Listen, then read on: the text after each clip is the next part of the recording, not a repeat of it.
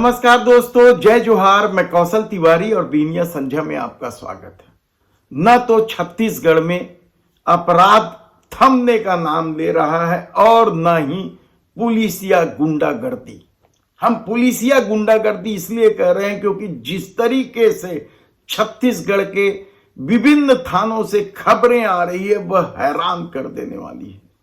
सवाल सिर्फ सटोरियों या अवैध शराब बेचने वालों को संरक्षण का नहीं है, बल्कि जिस तरीके से अपराधियों को पुलिस संरक्षण दे रही है और आम आदमी के सामने नए तरह का संकट पैदा कर रही है, उन्हें प्रताड़ित कर रही है, परेशान कर रही है। यह हैरान कर देने वाला मामला छत्तीसगढ़ के कई थानों में देखने सुनने को मिल रहा है। छत्तीसगढ़ में क्या चल रहा है? 4-5 यानी आधे दर्जन से अधिक बड़ी घटनाएं हो चुकी है जब पुलिस की लापरवाही या पुलिस की करतूत की वजह से लोगों के गुस्से का सामना आम लोगों को भुगतना पड़ा है। लेकिन पुलिस अपनी हरकत सुधारने को तैयार ही नहीं है। कल ही टिकरापारा थाने में एक यूट्यूबर को जिस तरीके से मारते कूटते थाने लाया गया और लाकर में डाल दिया गया, आप सुनेंगे तो हैरान हो जाएंगे कि यूट्यूबर ने सीधा सीधा कहा है कि उसके बड़े पिताजी की दुकान में वह बैठा था, पुलिस वाले मुफ्त में सिगरेट, पानी की बोतल सब ले जाना चाहते थे और उन्होंने पैसा मांगा तो देर रात तक दुकान खोले हो, यह आरोप लगाते हुए 112 पुलिस वाहन में बैठे पुलिस वालों ने वर्दी का धौंस दिखाते हुए उस यूट्यूबर रवि शर्मा को पीटते पाटते थाना में ले जाकर लाकर में बंद कर दिया। ये रहा था, आज तक पहली बार मैं थाना में आया, टिकरापारा थाना में आया, जबरदस्ती आए हम, मारा पीटत लाए, गाली गलौज देवत लाए।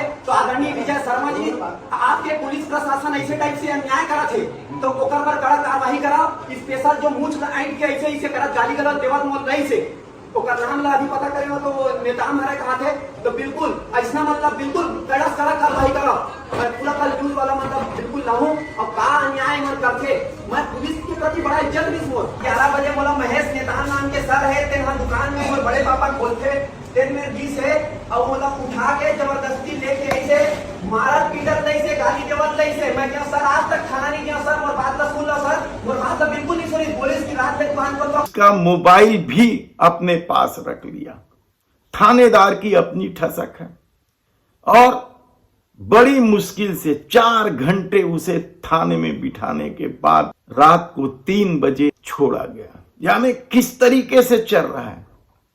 क्या गुंडों को संरक्षण और आम आदमी के साथ दुर्व्यवहार पुलिस की पहचान बन चुकी है? तो दूसरी तरफ कबाड़ माफियाओं के खिलाफ रिपोर्टिंग कर रही एक पत्रकार के साथ मारपीट के मामले को भी नजरअंदाज किया जा रहा है। थाने से लेकर एसपी तक शिकायत की गई है, लेकिन उस कबाड़ माफिया के खिलाफ पुलिस कार्रवाई करने से डर रही है या उसके हाथ पांव फूल रहे हैं। एक और मामला है जिसमें एक अधिकारी जीएसटी विभाग के, उसने भी एक महिला पत्रकार के साथ बदतमीजी की। महिला पत्रकार ने बकायदा वित्त मंत्री ओपी चौधरी को शिकायत की कॉपी सौंपी, लेकिन अब तक उस मामले में भी कोई कार्रवाई नहीं की। लेकिन एक गुंडा थाने में हंगामा करता है, सारे पुलिस वालों को गाली देता है, उसके बाद भी पुलिस वाले उसके खिलाफ कार्रवाई नहीं करती है।